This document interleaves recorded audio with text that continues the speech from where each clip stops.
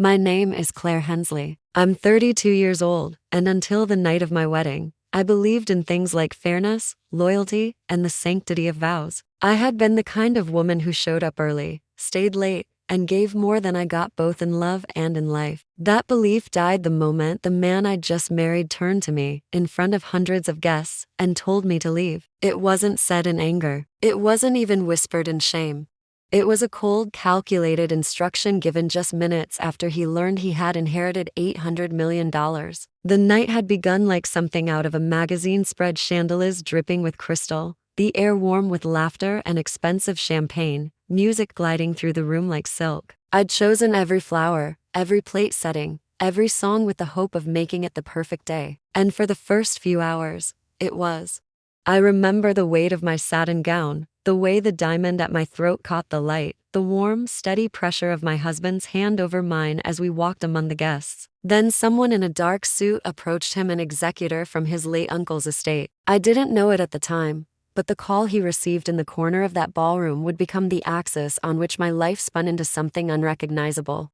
I watched his face shift as he listened, first pale, then flushed, his eyes brightening with a greed I had never seen before. The conversation was short, his handshake firm, and when he turned back to me, there was no trace of the man I thought I had married. He didn't tell me in private. He didn't wait for the crowd to thin. Instead, as if reading a line from a play he had been rehearsing, he stepped up to the microphone to make a special announcement. His voice was steady, almost smug, as he thanked everyone for coming, and then without even looking at me he said, "Claire will be leaving now." The room went silent. A ripple of confusion passed through the guests, some turning to look at me, others pretending to study their glasses. He offered no explanation, just a tight-lipped smile as the murmur grew. I remember the sting in my cheeks, the thudding in my chest.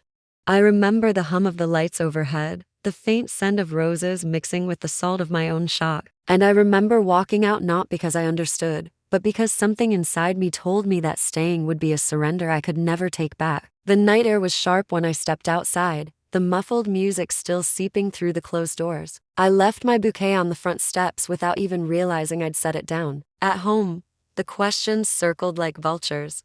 Why? What had shifted so suddenly? Hours later, when the news came through a mutual friend that his uncle's death had left him one of the largest private fortunes in the state, it all began to make a twisted kind of sense. To him, the marriage had been leverage, a step towards something he thought he needed. But once the money was in his hands, I was no longer an asset. I was, in his eyes, an obstacle. That night, I didn't cry. I didn't call my family.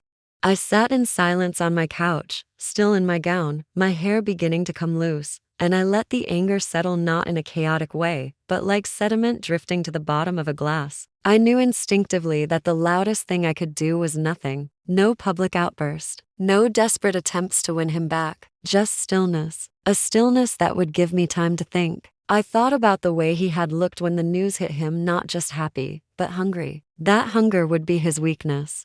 People like him never think they can lose. They believe the rules are for other people. That arrogance would make him sloppy, and when he slipped, I would be there to push. By dawn, I already had the framework of what would come next. It wouldn't be a messy, impulsive revenge. It would be methodical, layered, each step precise enough to leave him questioning whether it was bad luck or a hand guiding it all.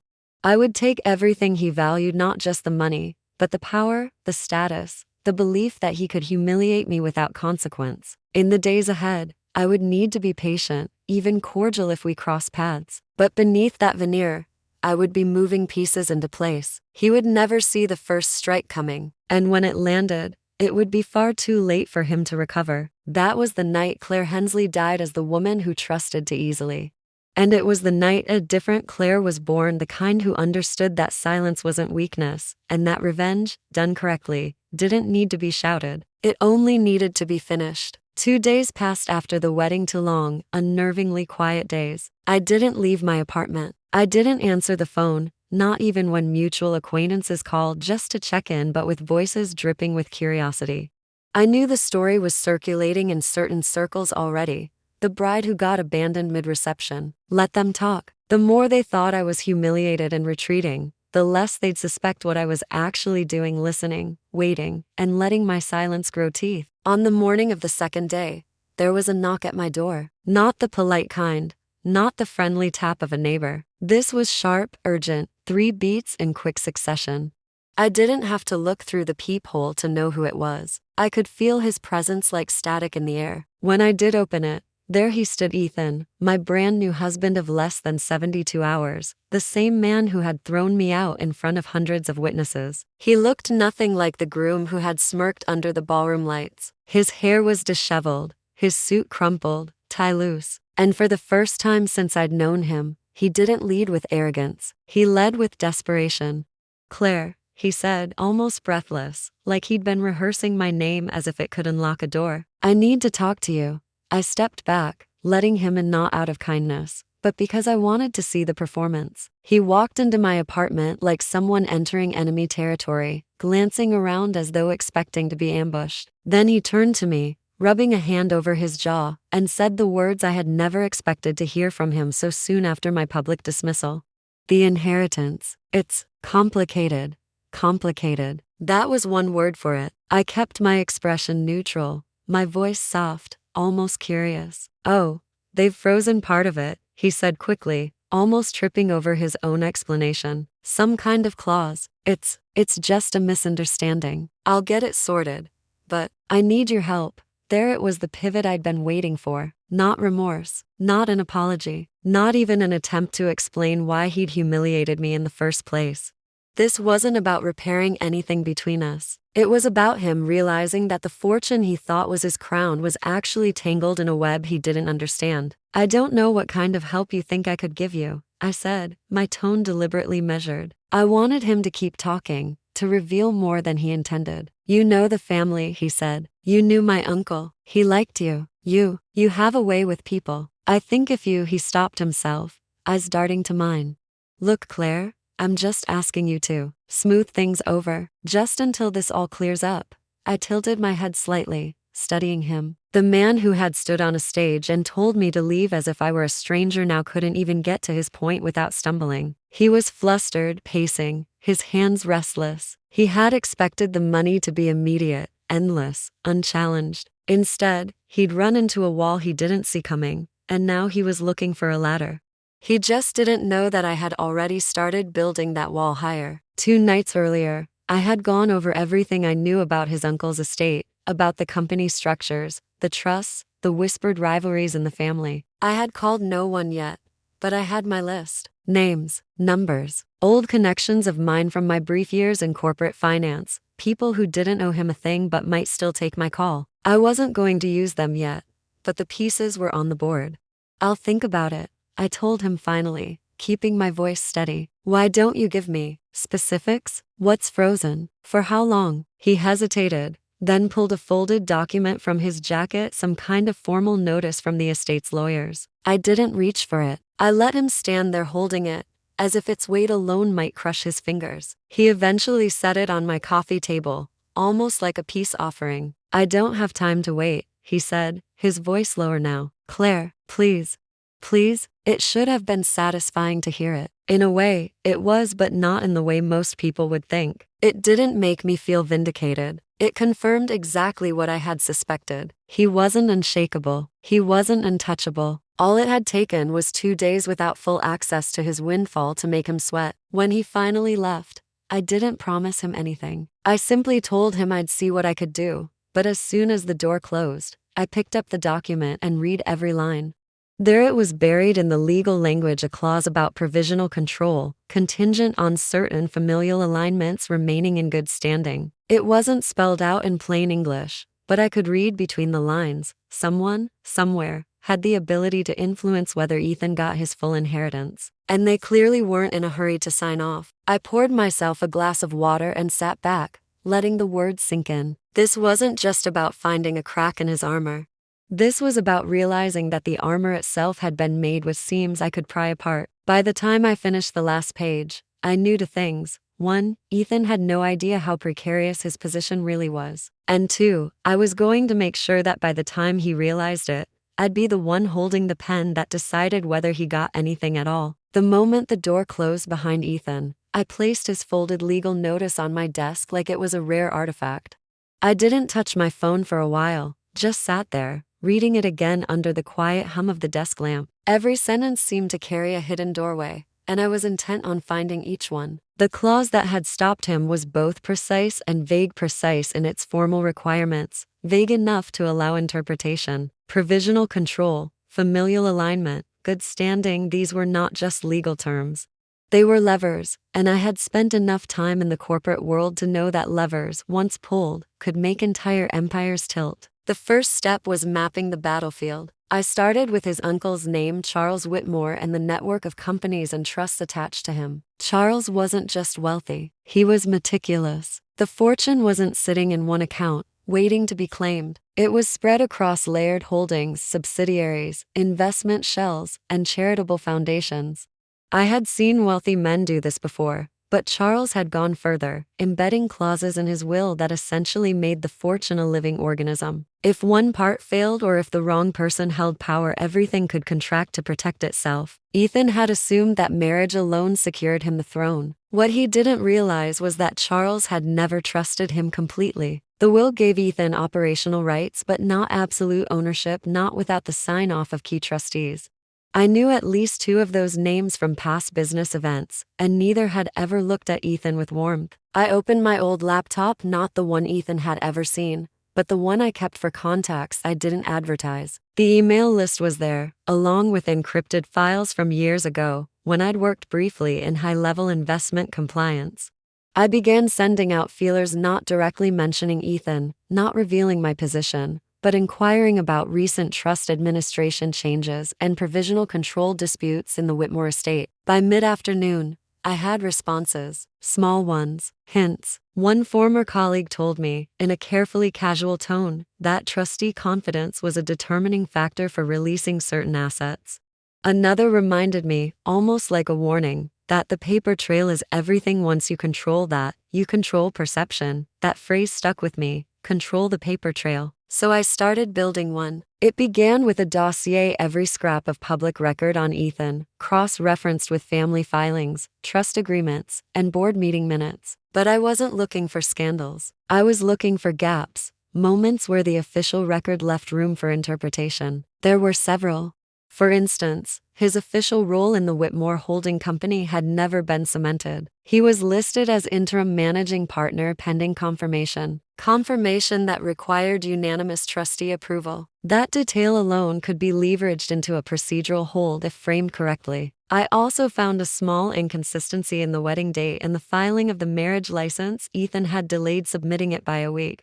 On paper, this created a window where, technically, certain marital rights could be challenged. Most people would overlook that, but I wasn't most people. I compiled these findings into a private document, labeling each with potential outcomes: freeze, delay, investigation. Each outcome had a route: people to contact, paperwork to file, strategic rumors to plant. Late that night, I reached out to a retired trust attorney I'd met at a corporate charity gala years ago. I knew he disliked Ethan. He agreed to meet the next morning for a coffee, though I could hear the curiosity in his voice. When we sat down, I didn't start with revenge. I started with business. I explained the provisional control clause and asked hypothetical questions: what could cause a freeze, how trustees could interpret good standing, and whether procedural disputes could extend indefinitely. He answered carefully, but there was a glint in his eye. If someone wanted to ensure funds stayed in limbo, he said, all they'd need is a plausible reason for review. And if the trustees are already cautious about the beneficiary, well, he trailed off, sipping his coffee. That was all I needed. By the time I left that meeting, I had the blueprint. I wasn't going to block Ethan's access directly. I was going to create the conditions for others to do it for me under the guise of due diligence. The paper trail would show nothing but caution, procedure, and adherence to the will's own language. And Ethan, in his arrogance, would have no idea it originated from me. That night, I drafted 3 anonymous tip emails, each pointing to different concerns about Ethan's eligibility to control the funds. One questioned his delayed marriage filing. Another pointed to possible conflicts of interest in his business dealings. The third suggested beneficiary conduct under review, citing vague but damaging reputational concerns. I sent each from a different encrypted account to separate trustee offices. The trap wasn't sprung yet, but the bait was in place. All I had to do now was wait for the machine to move and for Ethan to realize that the walls were starting to close in. The machine began to move exactly the way I hoped it would, slowly, impersonally, without a single fingerprint that could be traced to me. The trustees didn't slam a door in Ethan's face. They cracked a window and let a draft in. A polite email here about verifying beneficiary standing, a friendly follow-up there requesting updated documentation regarding marital status and anticipated governance role. He read those notes as formalities. I read them as switches being flipped in a system that reacts to tone as much as to text. Compliance doesn't wake with a siren, it stirs with phrasing. And once it's awake, banks don't ask who pushed their shoulder. They ask for paperwork. And then they keep asking. My work for years had been learning which phrases rouse the bear and which lull it back to sleep. I had no intention of letting this one nap. I spent the next 48 hours in a rhythm that felt almost musical. Coffee, calls, red lines, more coffee, more calls. I didn't call the trustees again. They were doing exactly what I needed. I called around them to the places where provisional control turns into terminal friction. Private banking officers are trained to treat money like a patient with fragile lungs. Any sign of infection and the oxygen gets rationed. I started with Kay, a woman I had once mentored through an ugly onboarding at a global bank where reputations went to be laundered. She owed me a favor, not the kind you write down, but the kind that lives in the space between a career and a conscience. I never mentioned Ethan by name. I never said freeze. I said there's chatter about a beneficiary dispute around Whitmore entities. Not sure if it touches your book, but if it did, I'd hate to see you exposed without fresh KYC and enhanced due diligence. That sentence is a key card in any vault. Within a day, I saw the first symptom. Transfers that should have cleared in hours were suddenly pending review. From K, the suggestion drifted laterally to two other institutions where Whitmore assets sat in concentric rings of custody: one custodian bank, one prime broker. Old colleagues of mine had aged into mid-level authority at both. I didn't need them to pull a lever. I needed them to check a box that would require someone higher to find the lever and consider whether pulling it looked prudent. Given the trustee inquiries, we should tag the account for ed refresh and periodic anomaly testing. One of them wrote to a distribution list I was never meant to see. Anomaly testing is a polite way to say, run every piece of this man's money through a sieve and see what snags. The sieves did their work. Anything outbound over a certain threshold got flagged for manager review. Subscriptions into a hedge fund platform were temporarily suspended pending custody attestation. Drawdowns on a committed line changed color on a dashboard somewhere and turned a relationship manager into a hall monitor. Ethan, for the first time since the microphone at our wedding, was not being amplified. He was being quieted by forms. He noticed in the smallest way first. His personal banker failed to return a call. Then a card transaction bounced at a hotel he used as a living room, followed by a cheerful apology email citing a technical control update. He bought the fiction because it was convenient to believe that systems glitch, not that ground shifts. But when the second apology arrived, this time from an investment platform in light of routine annual audits accelerated for high-profile estates, the convenience of denial began to wobble. He rang my phone late that evening, pacing his words like a man calling an ambulance for a pain he refused to name. "You didn't talk to anyone, did you?" he asked, tone aiming for casual and landing on hollow. I let the question sit like a spill on marble. "Ethan, you told me to leave in front of 500 people, I said softly. "I haven't been talking to anyone." Both sentences were true. The timber of truth does more damage than a shout. The siege needed breadth as well as depth. Asset managers are cats, they sense tremors before dogs bark. I drafted a memo the length of a paragraph and the weight of a wrecking ball, then left it where it would be found by precisely the right assistant. Beneficiary governance uncertain. Trustees in active review. Prudent to delay rebalancing actions until governance clarity restored. 3 desks over. Someone smarter than the assistant would read it and decide that prudent sounded like job security. Rebalancing paused. A derivative role was extended to conserve optionality. A wire that should have zipped from a liquidity sleeve to a closing agent sat in limbo under a banner labeled confirmations outstanding. None of these were freezes. They were questions shaped like brakes. In a world lubricated by assumption, questions corrode. I didn't want him broke. That would look vindictive and trigger risk teams to ask who set the fire. I wanted him slowed visibly, reputationally, uncomfortably until his impatience outran his tact and he stepped somewhere that turned review into restriction. I helped the impatience along with a whisper campaign that never once left my lips. A board secretary I once taught how to escape a corner office bully now ran agendas for a family holding subcommittee. I sent her a hypothetical. If a beneficiary's public conduct created doubt about stewardship optics, would accelerated audits be dangerous or protective? Protective is compliance catnip. Within the week, a calendar invite appeared for interim controls contingent governance, and 3 managers who had never met Ethan were now discussing whether anyone should. He reacted like every man who believes momentum is a personality trait. He tried to go around it. When the main arteries constricted, he aimed for capillary smaller private lenders, boutique shops that will move money for a fee and a handshake. I had already salted those lanes. The boutique people know the big banks read their terminals. They don't challenge a yellow light when the intersection is crowded. A single call from a risk officer at a custodian where watching flows related to Whitmore governance turns fast cash into slow questions. He burned days convincing one shop their risk was imaginary, then watched them ask for a comfort letter from a trustee who was, very intentionally, no longer answering his emails on first ring. Through it all, I remained placid, available, maddeningly neutral. When he called, I took the call. When he asked what I'd heard, I told him the truth, only that trustees are careful with big numbers and vague instructions. When he asked me to reach out to a relative he thought still liked me, I said I would think about it and then I didn't. A siege is not a war of armies. It is a starvation with polite manners. He thought the walls were shrinking. I knew the walls had never moved. His room had. There were moments I allowed myself a future memory, a boardroom where I would stand quietly with a paper that rearranged faces, a courtroom where the sentence beneficiary control would turn to look in my direction. But that was later. Now I needed one more twist of the valve, legitimacy. If a bank pauses you, you blame software. If a manager pauses you, you blame lawyers. If a regulator pauses you, you blame no one out loud. I didn't need a raid. I needed rumors of inquiries, civil, dull, devastatingly thorough. That required no invention. All I did was thread together what already existed. Trustees in review, bankers in refresh, managers in audit. I wrapped the thread around the notion of temporary supervision, then placed it gently in the inbox of a regional examiner I knew appreciated caution like some people appreciate art. The email didn't accuse, it admired, noting the admirable conservatism around Whitmore governance. If your team intends to observe for systemic risk transmission, the industry will sleep better for it. Flattery oils doors.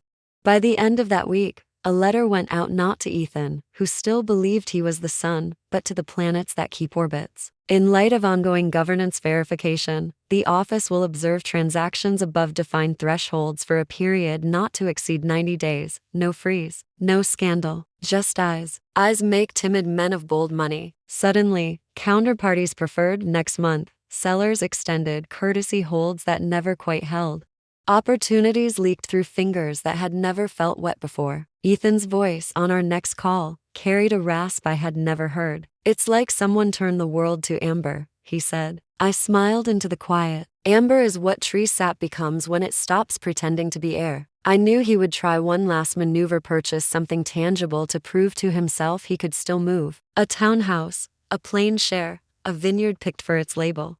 That impulse would be the hinge for my next move. The one that would look like fraud without my having to say the word. But for now, the banks hummed, the managers blinked, the trustees appreciated patience, and the examiner observed. No one had said no, everyone had said not yet. In finance, not yet is a winter that kills as completely as ice. He texted me near midnight with a photograph of our wedding night bouquet, now brown at the edges where I had left it on the steps. "I made a mistake," he wrote. It was the first true sentence he had sent me since the microphone. I did not answer. My silence wasn't punishment anymore. It was architecture. And the structure it supported was almost ready for the weight of what came next. A deed that would pause in a county clerk's office, an escrow that would bloom into a question mark, an underwriter who would decide the file smelled wrong. When that happened, it wouldn't be the banks he blamed or the trustees he begged. It would be gravity, the kind that pulls fortunes down when the scaffolding was never meant to hold a man who thought vows could be canceled with a microphone and a smile. Ethan was a man who believed in velocity. In his world, if something slowed, you pushed harder, paid more, or found another road entirely. The siege I had set in motion in the banks was already making him restless and patient in the way only a man who has never been told no can be.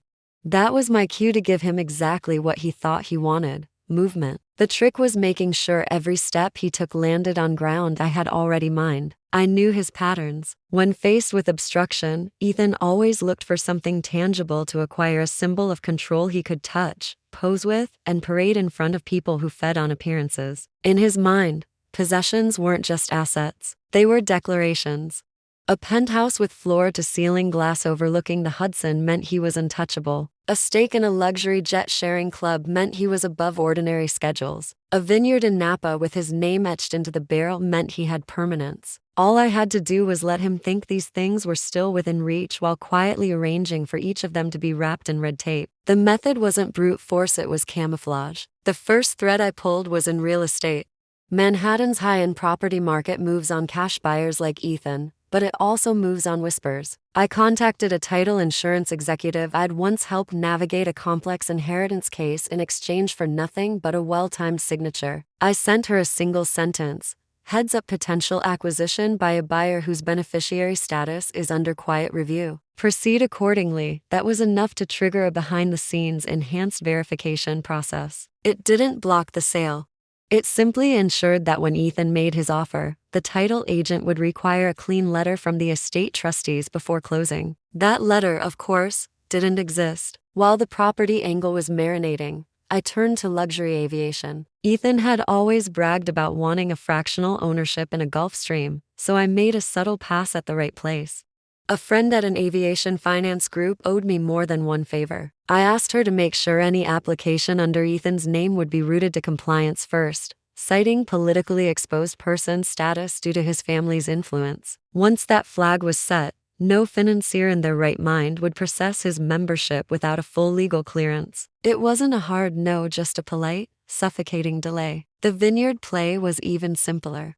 In luxury agricultural purchases, everything depends on escrow agents. I sent an anonymous packet to the escrow company managing the Napa estate. Ethan had his eye on a neat folder containing clippings about recent governance disputes and high-profile inheritances, accompanied by a generic request for vendor reassurance before release of funds. No accusations, no lies, just breadcrumbs.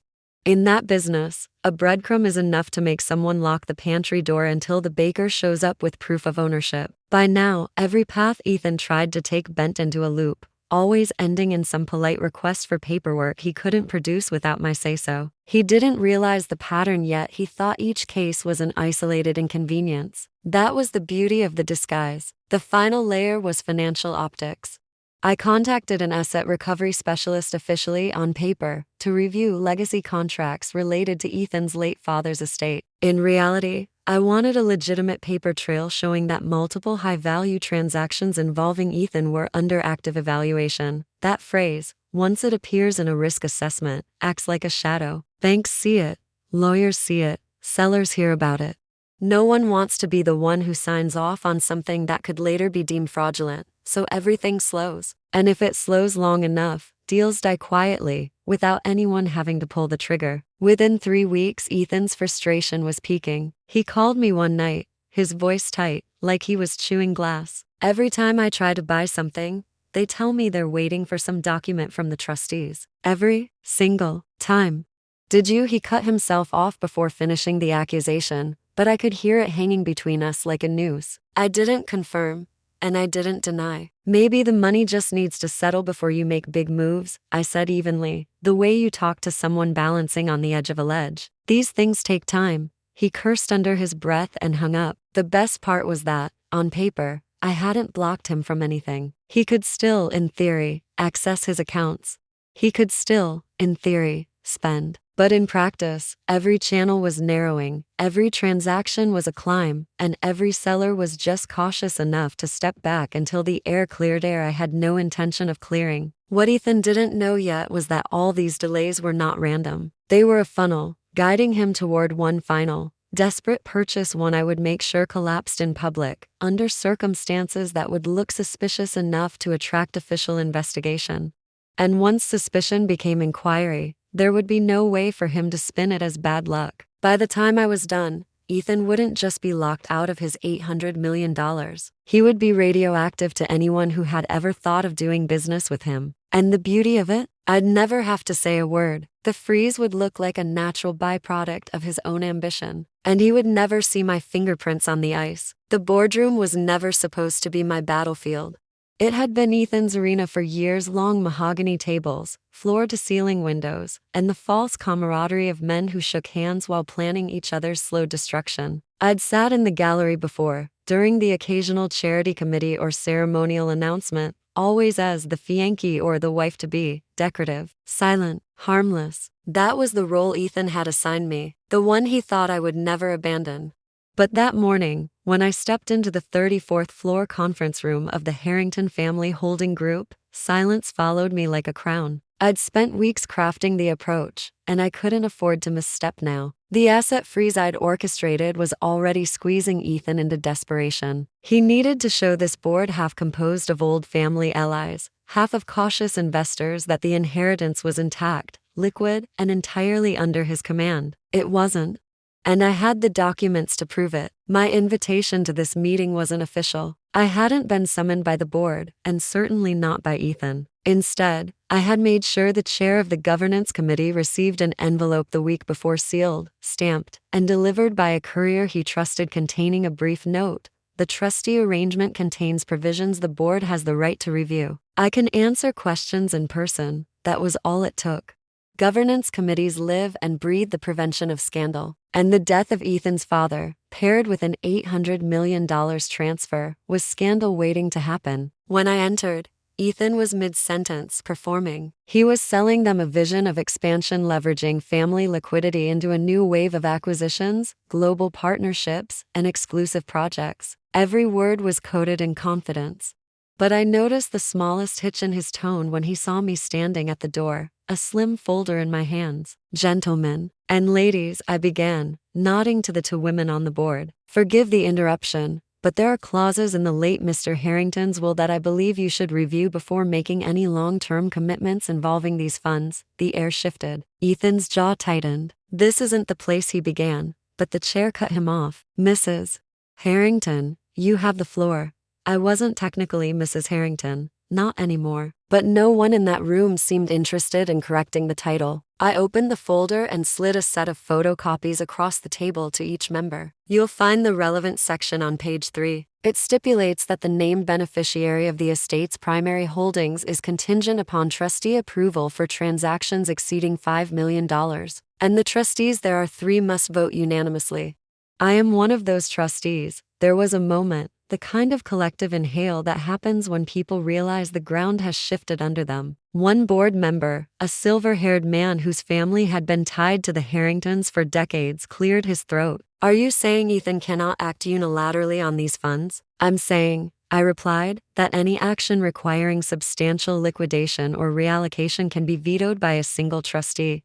And as of last week, I have exercised that veto on multiple proposed transactions." Ethan's mask slipped, then not fully, but enough. His smile faltered, the edges frayed by anger. "This is sabotage," he snapped, but the word didn't land the way he wanted it to. In the corporate world, sabotage is just another word for risk management if you can dress it in the right suit. I didn't raise my voice. I didn't need to. What you choose to call it doesn't change the reality. The funds are under trustee governance. That was your father's design, not mine. My role is to ensure those funds are used in ways consistent with his wishes. Expansive, high-risk ventures without oversight were not part of that vision. The chair looked from me to Ethan, his fingers steepled. "We will need to review this in closed session." That was the death knell for Ethan's pitch. Once the board entered closed session, it meant they were talking about you without you in the room, and decisions made there often returned as fates accomplis. I gathered my folder and stepped back toward the door. I didn't linger to watch Ethan scramble, though I could hear the rising pitch of his voice behind me as he tried to claw back control.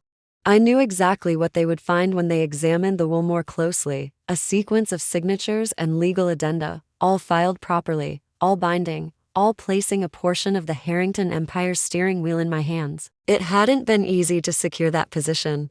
Months before the wedding, I'd sat with his father in the library of their Cape Cod estate, a room heavy with the smell of leather and salt air, and listened as he spoke about legacy, not just money, but the meaning of stewardship. He'd seen in me something Ethan had never valued: caution, long-term thinking, the ability to see beyond the next deal. When he asked if I would agree to serve as one of the trustees, I said yes without hesitation. Ethan had never bothered to read the full agreement. Now, standing in the hallway outside the boardroom, I realized I'd just detonated the second major charge in my plan. The first was the asset freeze. This was the credibility strike. Without the board's trust, Ethan's ability to maneuver in the business world would wither. No matter how much money you claim to control, perception is currency, and I had just devalued him in the market where it mattered most. What came next would be public, irreversible, and entirely of his own making if I could push him toward it. He would have no choice but to fight back in a space where I had already laid the trap. The courtroom was waiting, and I was ready to watch him walk into it. High society doesn't implode in one cataclysmic explosion. It erodes in whispers. I knew that if I wanted to break Ethan beyond the boardroom, it couldn't just be legal documents and asset freezes, it had to be the slow, suffocating choke of social exile. In our world, reputation wasn't just important, it was the oxygen you breathed. Without it, you could have billions in the bank and still be gasping for relevance. And Ethan's oxygen supply was about to run dangerously thin. The beauty of social warfare is that it requires very little noise to cause enormous damage.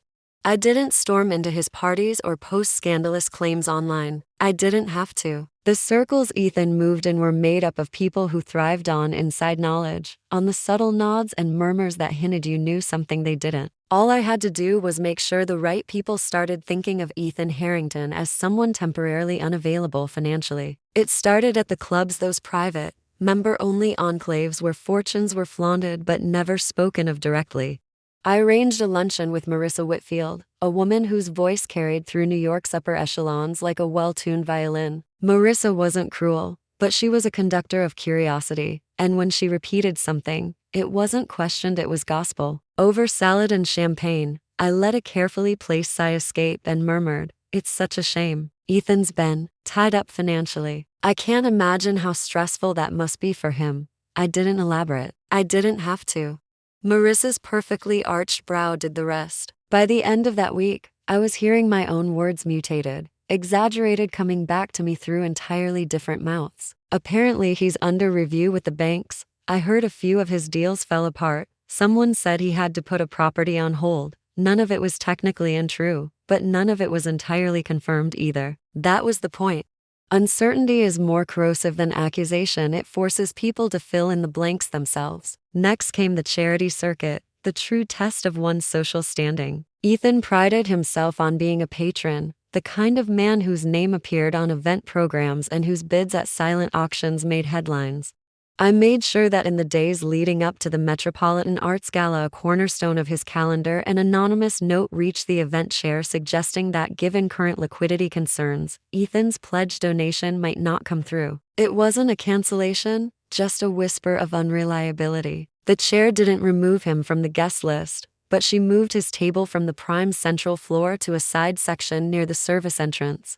It was subtle, but to anyone who knew the politics of seating, it was a demotion. At the gala, I arrived separately, dressed in a black silk gown that made me a shadow among the glitter. I didn't need to speak to him. I only needed to be seen speaking to others. A smile here, a gentle laugh there, always leaning in as though sharing something confidential. People noticed that Ethan kept glancing toward me, his expression taut.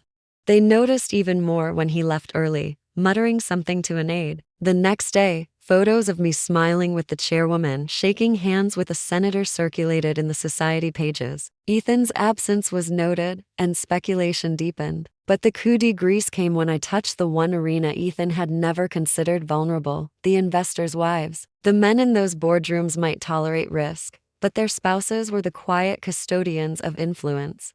I hosted a small, seemingly innocent afternoon tea at the Rosewood Hotel, inviting a handful of them for a casual catch-up. Over lavender tea and scones, I casually mentioned how stressful it must be for Ethan, having so many funds tied up in trustee approval. "It's such a long process, isn't it?" The women exchanged knowing looks. None of them would invest in gossip openly, but they would carry it home like a seed planted in fertile soil. By the end of the month, the shift was undeniable.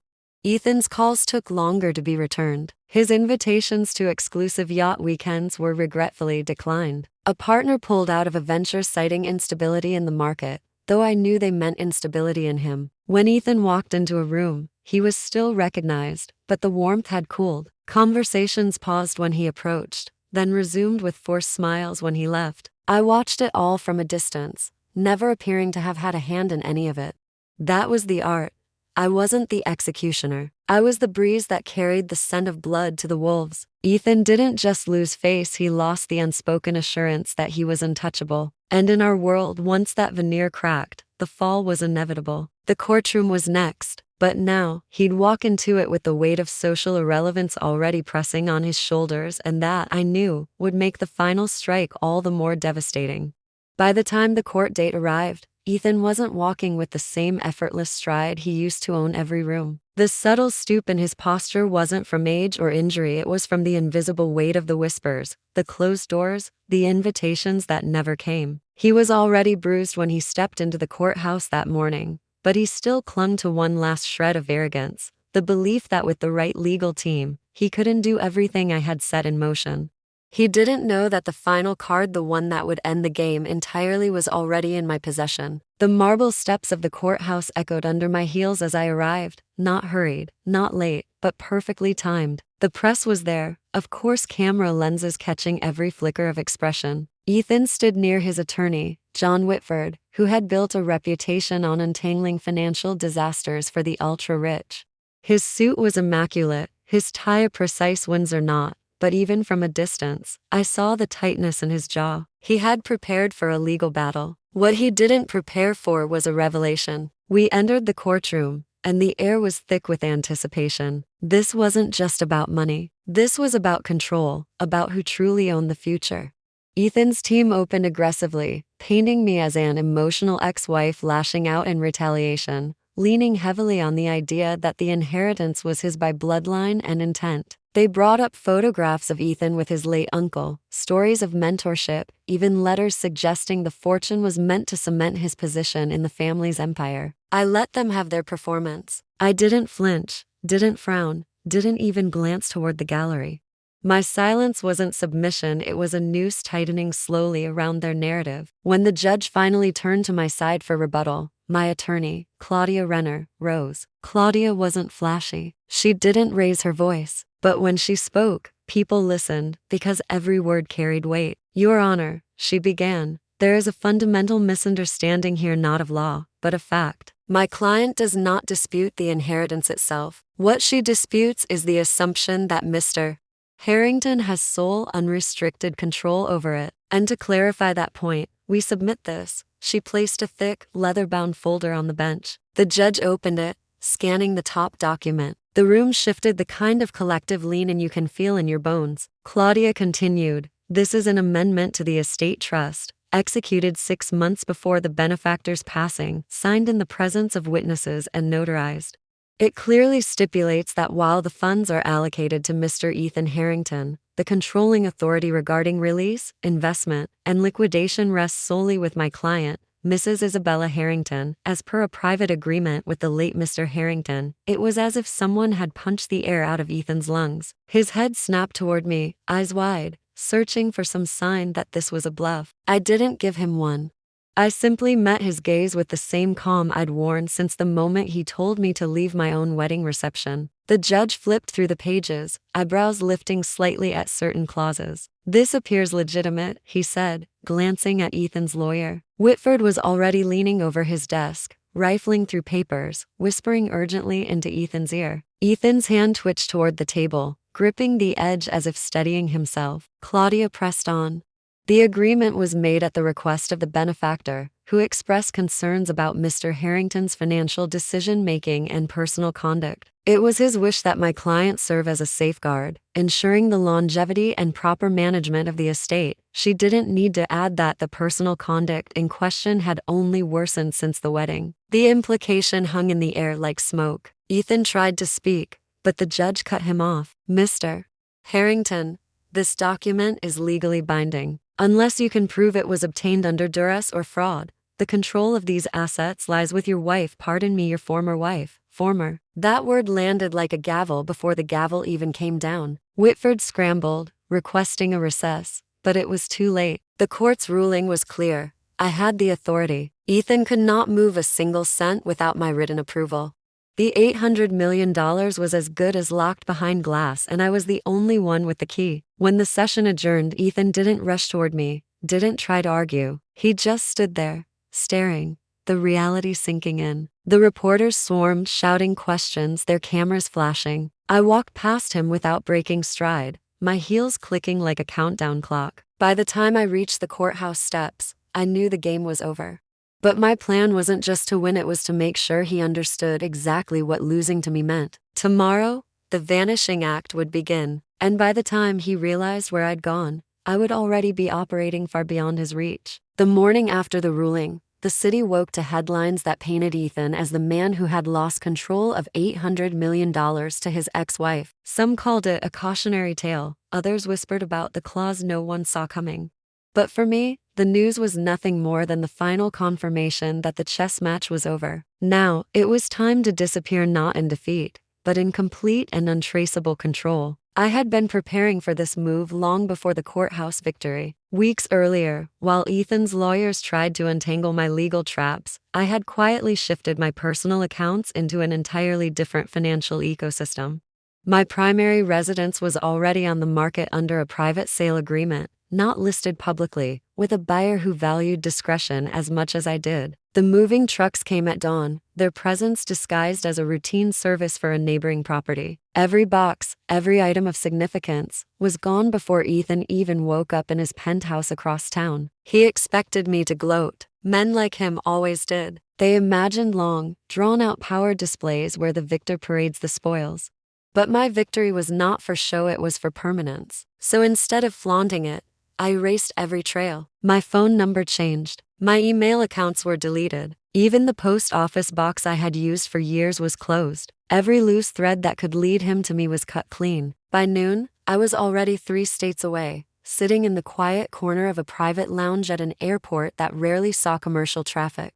The plane waiting for me wasn't mine, it belonged to a trust I now controlled, one Ethan didn't even know existed. It had been part of his uncle's portfolio, buried under layers of shell companies. Now, it was my escape vessel. From the cabin window, I watched the city shrink beneath me. I imagined Ethan waking up, perhaps calling Whitford first thing in the morning, demanding they find a loophole. I imagined his voice getting sharper when no one picked up my number, his temper fraying when he realized my apartment was empty. By the time he thought to send someone to check on me, there would be nothing left but the echo of my absence. I landed in a coastal city thousands of miles from the familiar circles we once navigated. Here, my name carried no baggage, no scandal, only the reputation I chose to bring with me.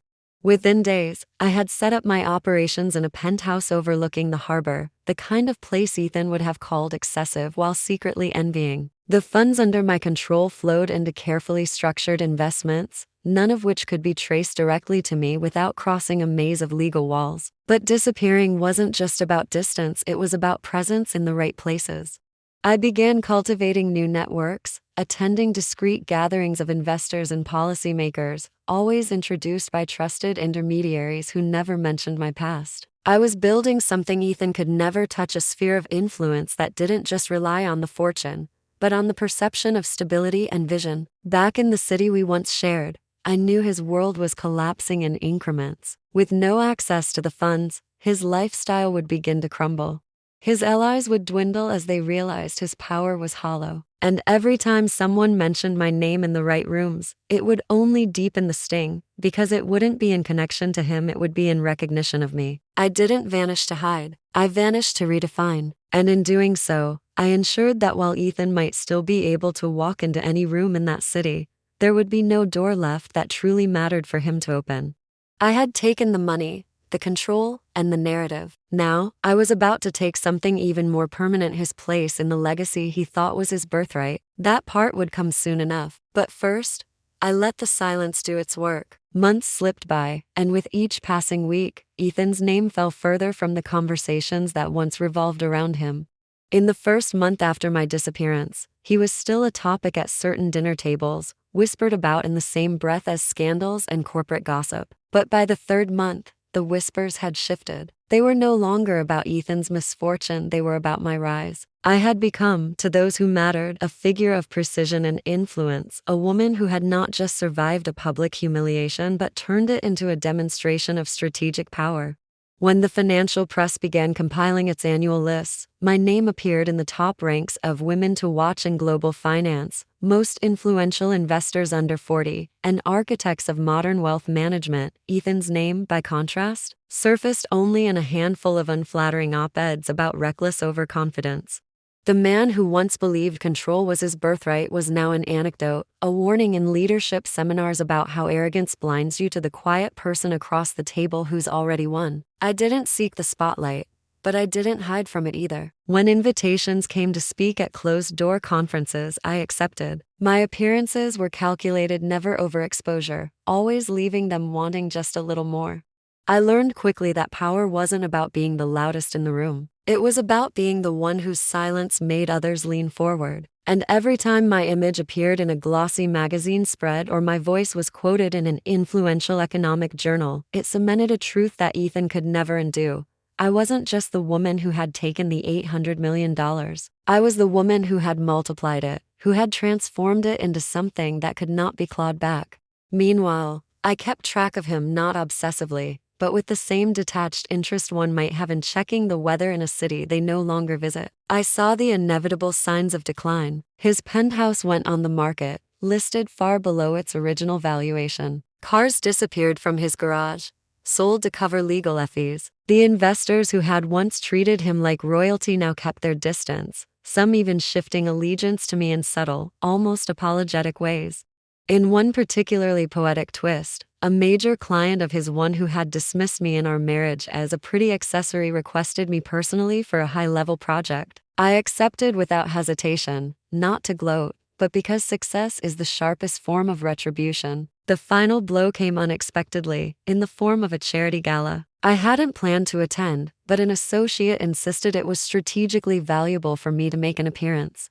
The event was held in the same ballroom where Ethan and I had once hosted a New Year's celebration. As I stepped onto the marble floor in a tailored gown, conversations paused, cameras turned, and there, across the room, was Ethan, dressed impeccably, but with the strained smile of someone trying to project a life that had already slipped away. Our eyes met for the briefest second. He nodded, perhaps in acknowledgement, perhaps in an attempt to appear unaffected.